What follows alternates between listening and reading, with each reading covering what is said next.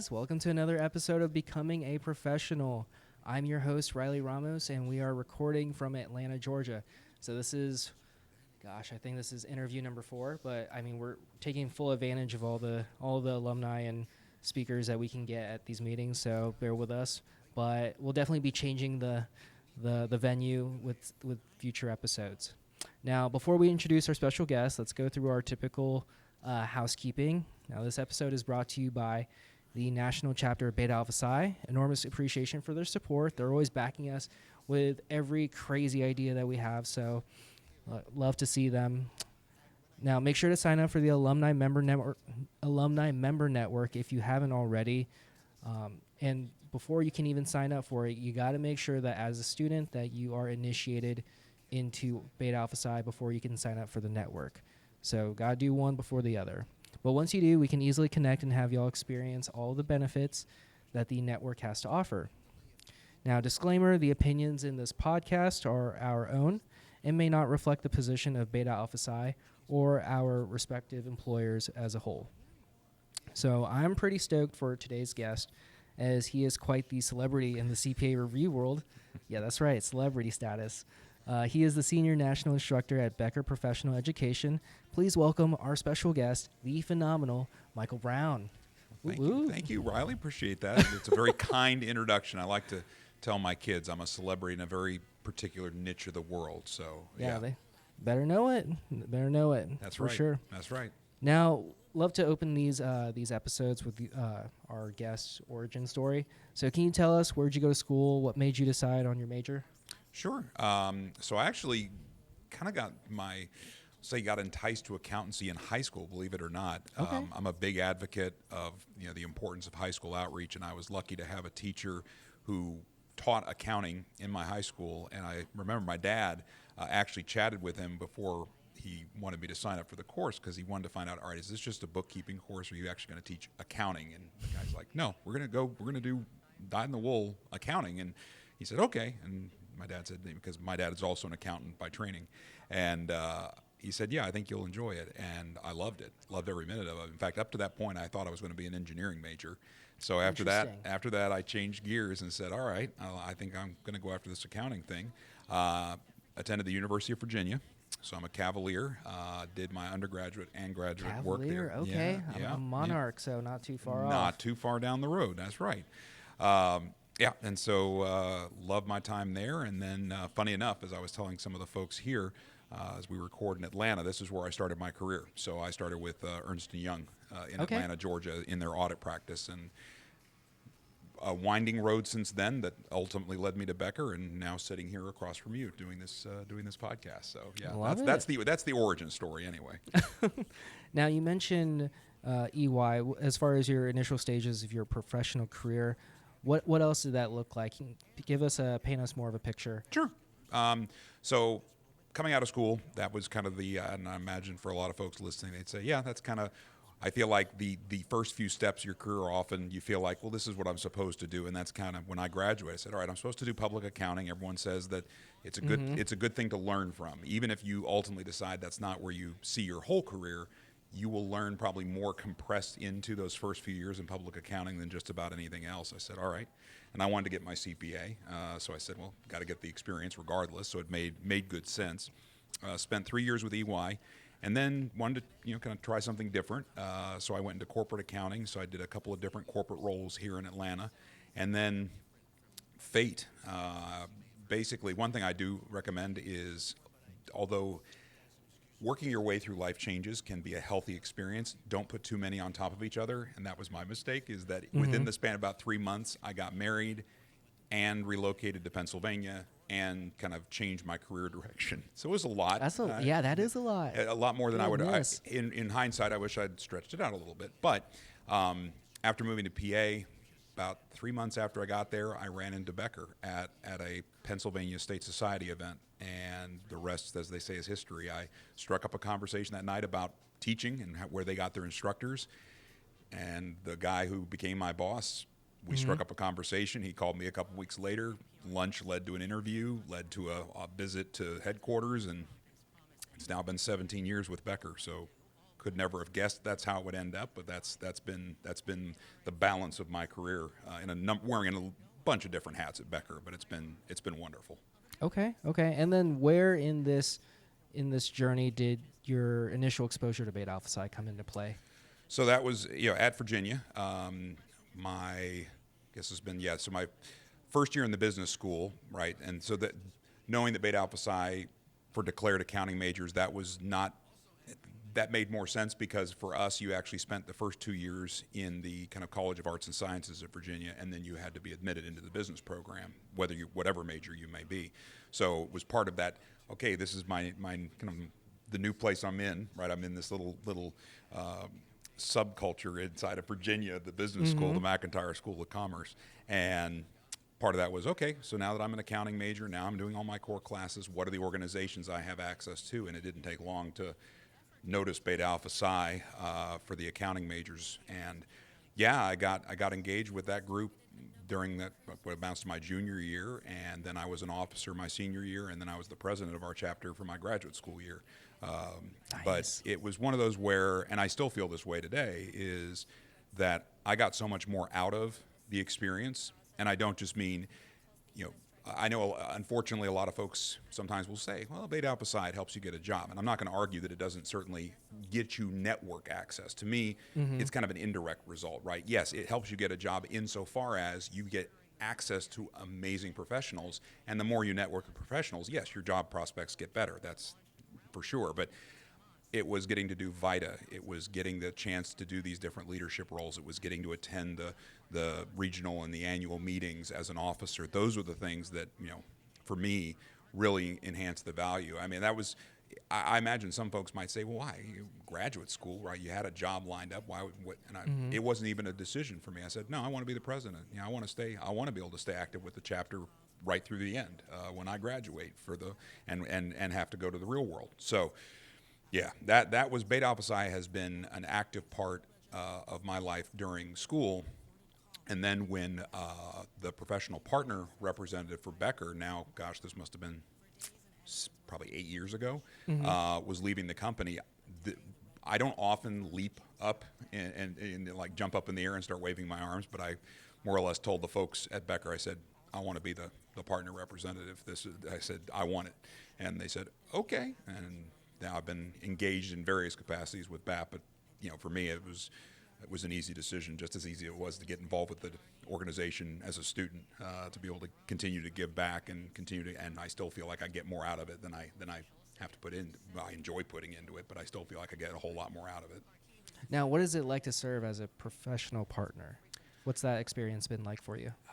I feel like, as much as anything, it coincides partly with Becker's mission, right? A lot of folks will ask us over the years, and I've had professors ask, like, well, are you coming in to sell Becker to our students? And I go, no.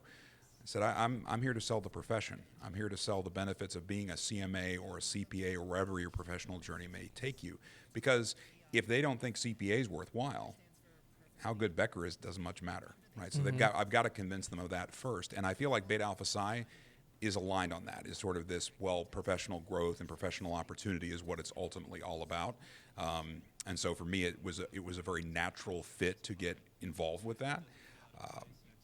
For me also as a professional partner is I guess it let me peek a little bit more behind the curtain to kind of understand, because even as a student, yes, you see things at the chapter level, but when you go to a mid-year meeting, you don't really understand all the things that are going on behind the scenes, all the different moving parts to make that meeting what it can be. Now, as a professional partner, I feel like I've gotten to see a little bit more of that, and I find that fascinating, and get to play a role in helping bring the program together for the students and give presentations and do the leadership activity. And so for me, it's an honor to represent Becker to the organization, but unabashedly, the connections I've made, the friends I've made as a professional partner with the other professional partner organizations, not to mention how much fun I have coming to these meetings and all of that. Like I say, it's been a joy to be able to do it. So, and it's funny to see how we're always preaching how networking at the student level, like this is the foundation for your network, but it's still continuous. Even as an alumni advocate and as a professional partner, no matter what level you are or where you're at in your career, you're always building that network. And it's always been like Beta Alpha Psi has been the central piece to it that's always been facilitating it and providing those opportunities to expand my network and be able to do stuff like this and have a better interaction with the professional partners. I always get a kick out of meeting new professional partners too, because as you say, especially if it's a business I'd never heard of before, I'm like, oh yeah, because the world is changing so fast. Sometimes it's hard to keep track of everything. Mm-hmm. I find it amazing that Beta has such a presence in Oceania. So getting to work, like I was part of the, when they were first being onboarded, the first professional partner from Oceania, the MYOB. So I was part of the group that was sort of talking to them and giving them the scoop on what does it mean to be a partner and what are the benefits and all of that. So yeah, it's always fascinating to see as the organization continues to evolve, how that's attracting new and a more varied group of professional partners. And yeah, every one of those is just an extra piece and someone new to talk to and pick their brain on stuff and know that you say, hey, yeah, now I know somebody. If someone said to me, Mike, do you know any good employers in New Zealand? Now I could be like, yeah, actually I do. Thanks to Beta, I happen to know one. So yeah, that's always been a pleasure. And yes, networking is a lifelong exercise, but Beta has continued to enable that for me. Which, as I say, that's one of those things where I feel like I get more out of it than I'm. As much as I love to give, I get so much out of that. I'm like, this is awesome. It's this wonderfully friend-driven networking opportunity. It's pretty excellent in that regard. Now, to help attract new professional partners, or at least make the onboarding process easier for them, why should other firms become a professional partner? Well, I think number one is we all owe a duty to ensure the profession of the future is bright. And so an organization whose kind of heart and soul is helping to develop and enhance the opportunities for the best and the brightest coming out of college today we all have a responsibility to ensure the profession's future. So that's part of it. I think if part of your world is hiring accounting majors or hiring experienced accounting staff, then it's a responsibility to carry. Second is, I think that every organization can contribute something unique to that experience for the students, whether it's a presentation at a mid-year meeting, whether it's coming to a local chapter to present there, whether it's connecting if they are themselves alums, connecting through the alumni network where then folks can reach out to them and can contact them if they have questions about things. I think for all of those reasons, and then as I said, unabashedly, it is a networking opportunity for the firm in and of itself, right? I've made connections with other professional partner organizations that I treasure, and a number of those I now consider friends. So, I think there's organizational benefit. It certainly puts you on students' radar. I think Beta Alpha Psi, certainly you have the big four type firms that everyone goes, well, of course, they should be involved, and I know their name. But there are a number of other organizations that I suspect a student might not otherwise know about or might not encounter, but by being a professional partner, one way or the other, they're going to hear your name. And I think that has an impact too. And anything that helps students understand just how amazingly diverse the opportunities are in the profession today. And every new partner, especially a partner that's kind of got their own unique space to play in, I think adds something valuable to the student experience as well. So I think to me, it's got to be mutually beneficial, and I strongly believe it is for both the students and the organization, but also for the prospective partner joining it. Got it. And then also when it comes to promoting the industry itself, you play a huge aspect in promoting the CPA certification. And so being a key player in that sense, you essentially spend life as an educator.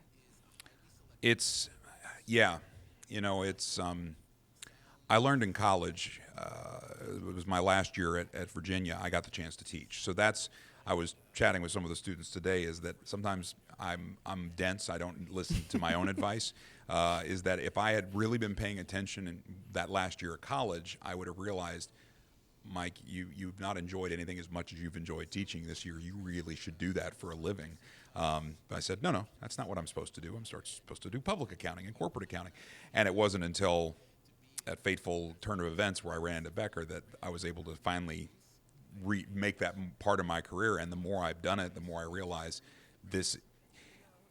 If you're very lucky, and I feel incredibly lucky to get to do what I do, because I feel like this is what I was meant to do. And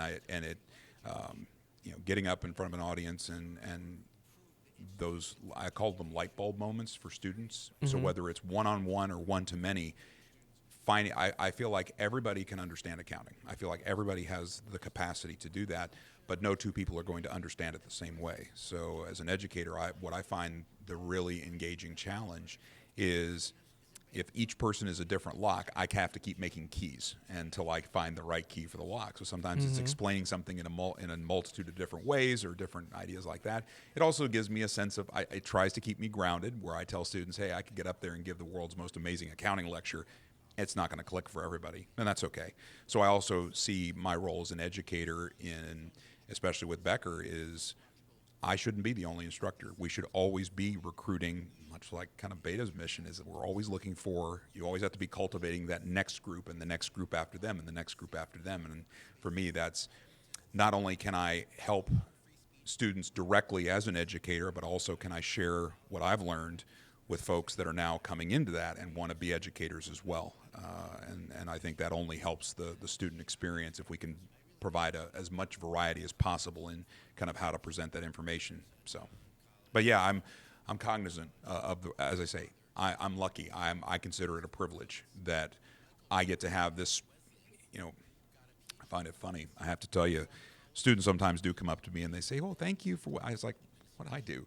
I said, I'm like, you watched me on a screen for an hour or two. I said, you put in all the hard work, right? You had to do all the actual studying. You worked through all the questions. I'm like, my role was minor by comparison. But then, after I kind of just shake my head in disbelief that then I realized, but I guess I made an impact. And big time. I've told people over the years, I said, what do you want to be remembered for? Those big highfalutin questions of, what do you want your legacy? Your legacy, yeah. If there are more people, more qualified, talented folks in the accounting profession because I was in it too, then I'd call that a huge win. And so I hope that's my legacy, is that maybe, and I hope part of that legacy is that someone who took Becker or someone that was studying for their CPA exam, maybe they get that bug and to say, maybe I should be a teacher. Maybe I should be part of that education. Yeah. Maybe that's, I figure if I reach enough of them, maybe one of them will be like, I kind of want to do that. And maybe that'll continue the process forward. But yeah, I'm lucky. I'm lucky to do what I do. I really am. Well, it's funny because I talked about it in previous episodes that the reason why I'm here right now is because of attending a regional meeting back when Danielle Brannick was the international rep. And that's how I learned about this position. And after that panel, I came up to her and asked her, like, what do I need to do in order to be this? Like, I want to do this. I want to be more active in the organization. Yeah. And I feel like this is the best way that I can make an impact. And I mean, we're here. She's a keynote speaker, and everything's kind of coming full circle. Yeah. It is funny. For as big as our profession is, it reminds you periodically it's a smaller world than you think. And yeah, you do. The people who are passionate about it tend to stay kind of. They make sure they keep in a tight orbit around the things that were meaningful and had an impact on their journey. And Beta tends to be one of those things that folks, once they get kind of drawn in, they say, I don't want to. This is too important. I don't want to leave it behind. And they find ways. The ones that are passionate, like you, say, well, how do I not leave this chapter of my life behind? It's too important, and I want to keep doing it. So yeah, exactly. Now with changes to the CPA exam format, that's also been a very big topic. Oh yeah. How has that affected the teaching material for Becker? Yeah, it's one thing I've joked with folks is people are like, "Oh gosh, Mike, was that a lot of work?" I said, it was a lot of work for our curriculum team. I said, they had to do the heavy lifting because part of what they have to try to decipher is, the AICPA says, well, here's what can be on the exam, right? They publish their document and it's robust. I mean, it certainly helps. But at the end of the day, then it's up to our folks to say, okay, what do we have? Where does it move? Where does it go? Do we scale it back? Do we need to enhance it? Are we writing new material? Where does it belong? All of that. and then they hand off great content to me to say, okay, Mike, now re-record it. One thing that's nice, people have asked me over the years, like, and again, not to sound like some kind of Becker sales pitch, but I look at it more of the, well, why Becker? Why have you been with them for 17 years? Mm-hmm. And I think part of it for me is it would be easy as the biggest player in the game to say, we got it. We figured this out. Why do we need to change? They don't do that. That's not even in the DNA for Becker, is that when this exam change happened, everyone kind of went, well, this is our chance to change stuff because we're going to have to re-record everything anyway. So holistically, what do we want to change about our learning approach? What do we want to take? Mm-hmm. And one thing that anyone listening to this podcast who had studied with us, and arguably perhaps even a different review course provider previous to this year, would say, oh yeah, how Becker does it hasn't changed. The technology has, but how we presented the material did not really change over 60 mm-hmm. years until this year.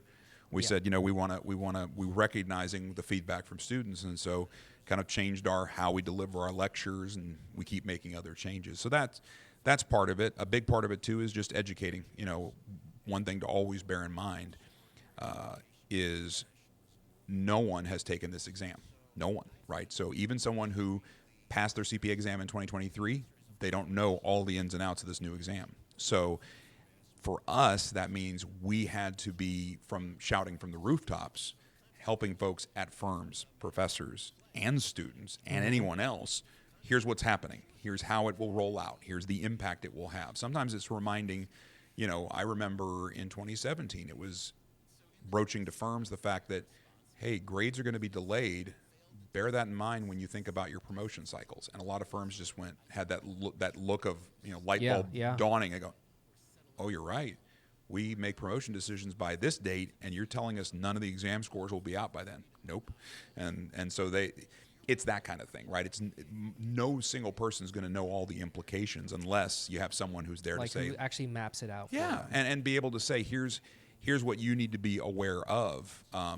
It's that to me is as much the challenge with any major exam change. Now, thankfully, we've ridden these out before, right? That's the thing is, for students, some students never have to deal with this because they're between major exam changes, and they go, mm-hmm. okay, it's the exam, and then I took the exam. And then unlucky folks end up right where we are now, which is bridging the gap between the two. But students only, generally anyone takes the exam, might see one of those. For me with Becker, this is now the third major exam change. So it's, sometimes folks say, well, gosh, Becker, how do you get ready for this? I said, well, the exam does change all the time. It has these kind of big evolutionary jumps every few years, but it's just like the profession. It's not static. Mm-hmm. I like to say that we deal with change on a regular basis. This just is scaled up. It's a much bigger. It's just the that on like the 800-pound gorilla version of a normal exam change. But mm-hmm. a lot of what goes into it's the same process, and I take comfort knowing that our folks have been through this before, and they kind of know how to map it out and how to figure out how to make all the changes and do all the recording and update all the software and all the other things that go into overhauling a course and being ready. But we owe it to our students. We have to be. They have. The last thing we want them worrying about is this course going to actually get me ready for this exam? Right. And we have to give them that peace of mind to say, you don't have to worry about that. You can trust that we're not going to put out there a product that's not on point, because we can't do that. We just. That's not to mention that would not be good for our business going forward, as if we drop the ball. So yeah, there's a little bit of that too. Is that we can't not get it right. So we got to put everything and every bit of resource we need into that process to make sure we are right on point with the new exam. Yeah.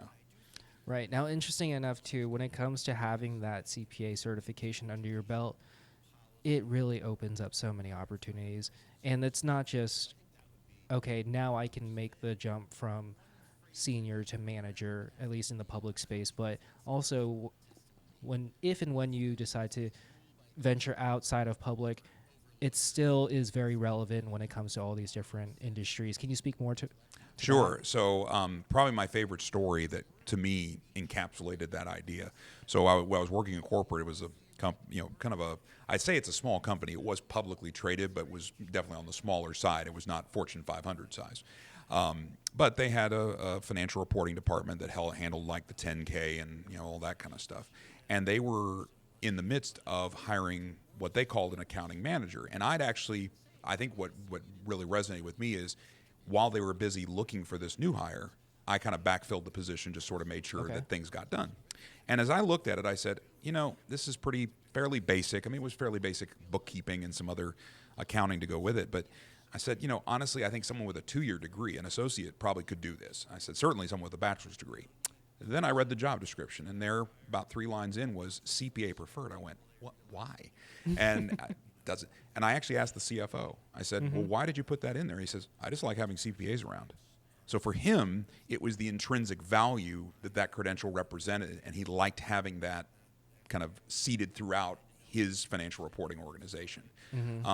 You're spot on. When you say it opens doors you don't expect, it is. It's a bit of a skeleton key because I joke with folks. I said, everyone knows those letters mean something significant. They may not be able to tell you what the letters even stand for, but they recognize the letters, right? Or worse, they'll assume you can help them with their taxes, which is unfortunate if you're an auditor. I have to warn people, like, you don't want me to give you tax advice. But this is fair. That's very fair. But it is. And that's what I kind of, at the end of it, when students say, well, why is this worthwhile? Why is a CPA worthwhile? I said, look, I'm sure you've heard from your professors how important resumes are. Oh, yeah, sure. I said, okay. I bet you've heard from employers how they don't spend a lot of time looking at each individual resume. Yeah, I've heard that too. Okay. What's at the top of your resume? My name. Okay, where does CPA sit? Next to my name? Right. So they don't have to go any further down the resume because they see those 3 letters and they immediately know what that all represents. So regardless of what the job opportunity is, they immediately, that in 3 letters you've conveyed, hey, I had to take this really hard set of exams and pass those, and I've worked in some fashion or form in accounting or public accounting, and I've got these days almost either 150 hours, probably a master's, maybe an MBA, who knows. But how wonderful is it in 3 little letters to suddenly convey all of that? And that, to me, is what the CPA does. So even someone who says, well, we're hiring you into some completely different kind of role than a traditional accountant, they still recognize those letters. And that's why I think today you find CPAs. Yes, when I came out of college, I said, if you'd asked me, well, how high do CPAs climb? I go, well, certainly they can be partners in firms, and I guess they could be like CFOs or controllers. And today now I say CEO, COO. I mean, it's that knowledge is so transferable outside of traditional accounting, whatever that may be. I mean, do I do accounting anymore? Not really, right? I teach it, which means I have to know it, but I don't do it. I haven't booked a journal entry in a very long time. But I also know I would not have even gotten, that conversation would have been a non-starter with Becker 17 years ago if I wasn't a CPA. So for my own career, it made that kind of a difference. And if you told me, right, if you'd said back when I was in Virginia, like, Mike, you're going to get this CPA and eventually it will allow you to become an educator, I would have gone, how does that make sense? Why is that? That's not why you get your CPA, but that's exactly what happened. And I know a lot of other people who have enjoyed non-accounting or kind of non-traditional careers but the CPA still enabled that happening. So yeah, sometimes that's part of the sales pitch, is to say, this exam will pay you back even if you can't even dream up why it will. Getting through this experience and getting your license, it's going to be worth it.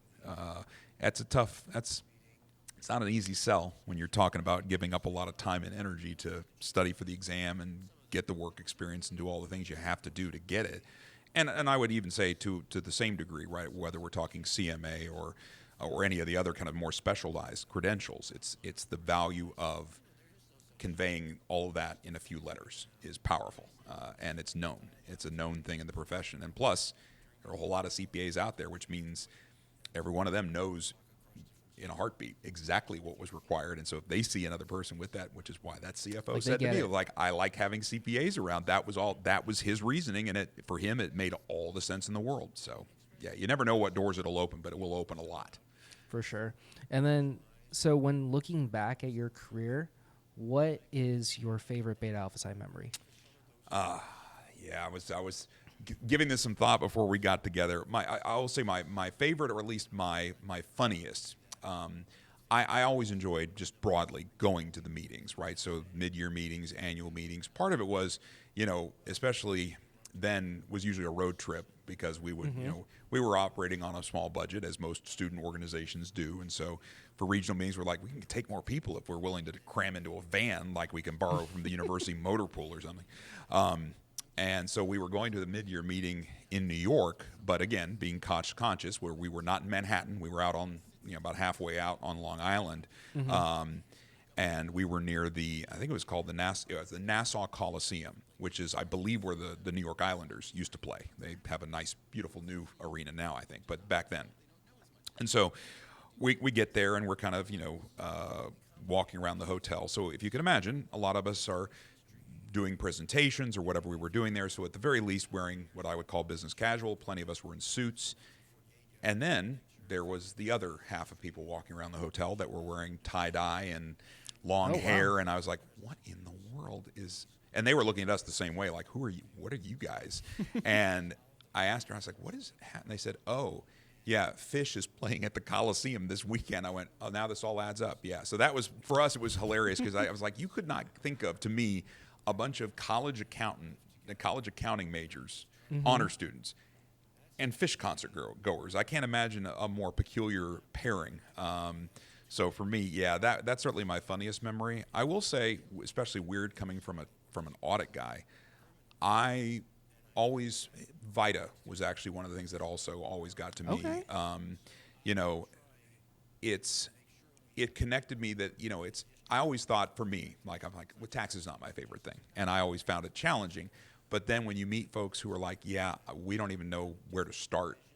And the fact that it was kind of jarring to me to say, even with my, relatively speaking, a limited tax education, because all I had at that point was kind of required tax course in college, I said, but I'm already in a position, even though I'm not a tax person dyed in the wool, to help these folks. That's you kind of get thrown that you could have that kind of an impact. And so by extension, that was always how I felt about Beta in terms of its service and its community outreach, was that it would not have, if you'd said, Mike, brainstorm, what do you think you could do as a college organization with service? I would have said, okay, I don't know, we do a bake sale, we do fundraising, we do a charity run. No, it would never have even occurred to me like, well, you could help people do their taxes. I was like, really? But turns out, yeah, and it's rewarding, right? Anytime you get a chance, I think, to give back to the community, that's the thing I will say in terms of positive and really wonderful experiences, as powerful as those are, and they still are fairly vivid memories now, even more years than I would care to count behind me, I would say Pack Shack. Probably Pack Shack's fun. Yeah. So for anyone who hasn't gotten to do it, the 30-second version is, imagine someone brought in bins and bins and bins of dried goods that you can basically mix together in a bag, and they're kind of like, I look at them like almost like military meals ready to eat, right? They're meant to be this very easy to kind of help with food, especially for those who are in a position of food insecurity. And then they have figured out a way, kind of like Ford figured out the Model T, to turn it into an assembly line. And it's mind-blowing when you're producing, like, you get to the end of a few hours together and you're having fun, you're just talking to your friends, and you're scooping beans and rice and whatever, and at the end of it you're like, well, we made 100,000 meals. You're like, what?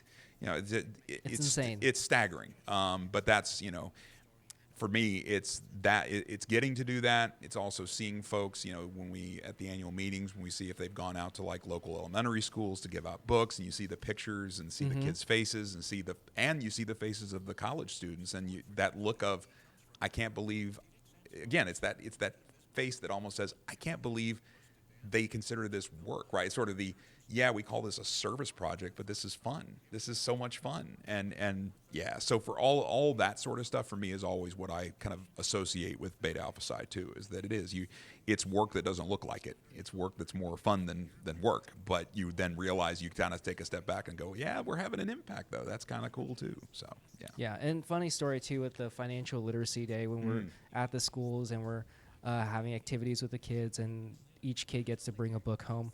Well, I think we were at a middle school, and when we were giving the books to the kids, they were all asking me if I was this specific YouTuber. what's his name, guava juice, and Okay. never heard of the guy or anything. Can't but say I have either. Yeah. like all the middle schoolers were like, "Oh my gosh, are you guava juice? Are you guava juice?" And I'm like, I need to look this guy up. I don't, because they're actually handing me back their books to have me sign their books as this Guava juice. YouTuber. Okay. And I'm just like, okay, you know what? I'll just sign with my left hand so they can't tell what I'm writing, but I'll sign it. And funny enough, I go back to the hotel room, look the guy up. I was like, definitely does not look like me, but I'll take it. Sure. And so that was like one of the fun things that it's like, okay, we're going to have fun with the kids, and it's always a good time, and we're always doing something with service, and it's always been one of the pillars for Beta Alpha Psi 100%. is giving back. Yep. Now, before we close things off, got a bonus question for you. Oh, okay. Now, how has BAP prepared you to become a professional?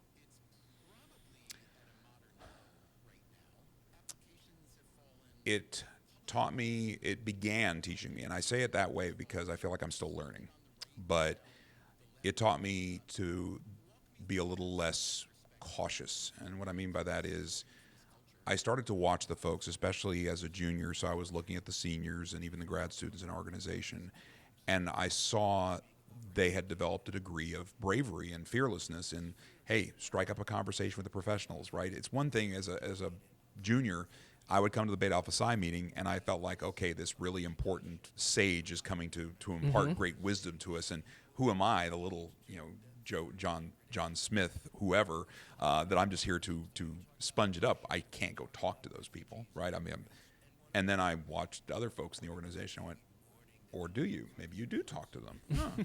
And then you start to go with, I think they actually enjoy us coming up and asking them questions. Huh. And so as I did that, I feel like it started me on this process of, what do you got to lose, right? And over the years, I found that kind of stuck with me, I think, and that feeling of what do you have to lose by asking, and fast forward, right? I mentioned kind of that initial experience with Becker, so I still can remember that. It's one of those memories that you could almost play it like you were watching something that had been recorded and you're watching it on YouTube, right? You can play it back with that clarity in your mind. And I remember that I had been at the event. I'd been talking to students all evening. It was a student, like a schools and colleges event. And there was that little voice in the back of my mind talking about teaching. And I had walked my way, if you could imagine, kind of to the outer doors, almost like we're sitting across from here. So I got to the kind of glass doors, getting ready to head back to the parking garage, and I'd walked by the Becker booth. And I stopped. To this day, I can't exactly tell you what made me stop, but I stopped and paused, turned around, and I paced back to Becker. And I said, because part of me said, what do I have to lose by striking up this conversation? And that's why I said, where do you get your instructors? That was the question that started this entire phase of my career. But honestly, I feel like had I not had all of the experience talking to other professionals and building relationships with my colleagues, that are fellow students in Beta Alpha Psi, and going to the meetings and all those experiences along the way, I'm not sure. I mean, who knows? Maybe I would have, but I feel like it started that learning process of what do you have to get, what do you have to be scared of? What have you got to lose? And it's funny that I now, when I talk to students about public speaking, or I talk even to a prospective Becker instructor, and they'll, you kind of get the sense that they're nervous or they're worried about it, and I go, well, hold on, what's the worst thing that could happen? And they look at you and they go, somebody in the audience asked me a question that I don't know the answer to. I go, okay, and then what happens? And they look at you and they go, what do you mean? I said, well, what'd you do? They say, I don't know. I tell them, I'm not sure, but let's talk offline, and I'll go do some homework and get an answer. I said, and why is that scary then? And they go, oh. So it's that now. So now I find I'm now turning that loose on other people to say, I know sometimes it can be a little your nerves can get to you, and you like stop and you go, oh, I don't know about that. I don't know if I should be talking to that person. Like I'm always. Now when folks come up to me after a Beta Alpha Psi presentation, I'm like, you just won just by coming up here because you decided you wanted to talk to me about whatever. It doesn't matter if you're just like, it's not, thank you for the presentation, whether it's they have a follow-up question.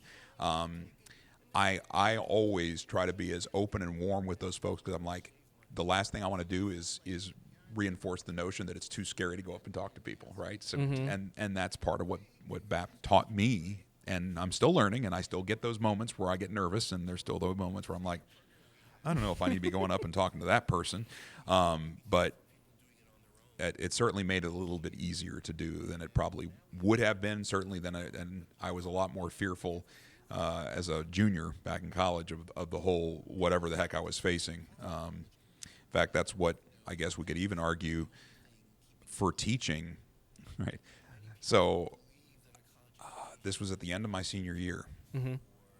I knew that at Virginia at the time, and it's changed since, but at the time, the introductory accounting professor, and I give him a lot of credit. He's since passed away, but I give him a lot of credit because he understood what was not good about accounting in the sense of how we presented. He said, look, and he told his fellow professors this. He said, look, this is not working. He said, accounting is not a subject designed to be taught in a 400-person lecture hall with a giant PowerPoint slide and me with the lights on me and darkness in the room. Like that is he's like, that is a terrible way to teach accounting. And he said, that's out of line with everything else we do in the business school, because the business school, once you got in, the class size is maxed out at 40. He said, this makes no sense. He said, everybody who wants to go into the business school has to take this accounting class, except it's completely not representative, and it actually paints us in a terrible light. And so the rest of the professors were like, well, what are you going to do about that? How are we going to fix that problem? And he said, what if we get grad students to teach the class? And they went, well, how can you? He said, I'll train them how to teach. He said, I looked at it as he did the training wheels, right? So he said, I will write the exams. I will design the homework assignments. He says, all those grad students have to do is teach. They all have to do is deliver the lecture twice a week. And that was how and he said, but I'll manage the quality control and ensure that the level of education is what Virginia expects. So when I knew I was coming up to an opportunity where like, well, do I want to throw my hat in the ring? And I said, oh gosh, I'm so nervous. I'm not a public speaker. Yeah, I used to have stage fright, terrible stage fright. I still have blowing. Yeah. What? Well, yeah, I know. I kid you not. I had to speak at my high school graduation. I have no conscious memory of doing it. For all intents and purposes, I blacked out waiting in line to go into Cincinnati Music Hall, and the next conscious memory I have is walking away from the podium. Yeah, That's walking away, too just funny. sitting, going back to my seat on the risers. So yeah, but then that voice said, well, I tell you what, Mike, if you have to go up there and do a 75-minute lecture twice a week, you'll probably get over your fear pretty quick. And I said, and so I threw my hat in the ring. I said, it was that same sort of, what do I got to lose? I mean, and who would have thunk it that not only did I overcome my fear, that I'd actually enjoy doing it as much as I did, and it changed. So yeah, I think that's the thing that people don't ever think about for beta is that, but it does. It teaches you. As much as anything, like being a professional means you have to be able and willing and a little bit brave to talk to folks who are senior to you, whether you think that's senior in experience or age or whatever. But you have to be like that. You can't have that as a barrier to you. And then maybe BAP made it just safe enough to say, but we're going to give you a nice little environment to do that and learn how to do that. And so I think that's where it really has benefited me, and I could argue was instrumental in kind of my career path as a result. Yeah, I couldn't agree more with you. Now, unfortunately, we don't have. We're running out of time, but we're definitely going to have you on another episode because I feel like you have like just stories on stories on stories about your many years with the organization. Fair. I do. Yeah, I'm sure I can come up with share some more good anecdotes from over the years. Yeah, you bet. Be happy to come back. I love it. But so thank you to everyone for tuning in to this week's episode. Be sure to like, subscribe, and follow us from whatever platform you're tuning in from. And also check out the show notes for our various social media pages and official Beta Alpha Psi swag. Mike, thank you again for guesting on the podcast. It was such a pleasure hearing about your career journey and how everything has played up to where you are now. I appreciate it. No, it's been my pleasure. Thank you. Of course. And so with that, we'll see you on the next episode of Becoming a Professional. Bye, guys. All right. Awesome. That's it. There you go. Natural. Good Lord. Hey, everyone. Riley here with the credits. This episode, titled That Educator Life with Mike Brown, was hosted by myself, Riley Ramos, and accompanied by our special guest, Michael Brown. Music was sourced from Resolute Audio and Fine Tune Music on Adobe Stock. Huge shout out to Beta Alpha Psi National Chapter for their financial support in keeping the podcast going strong. If you haven't already, please join the Alumni Member Network.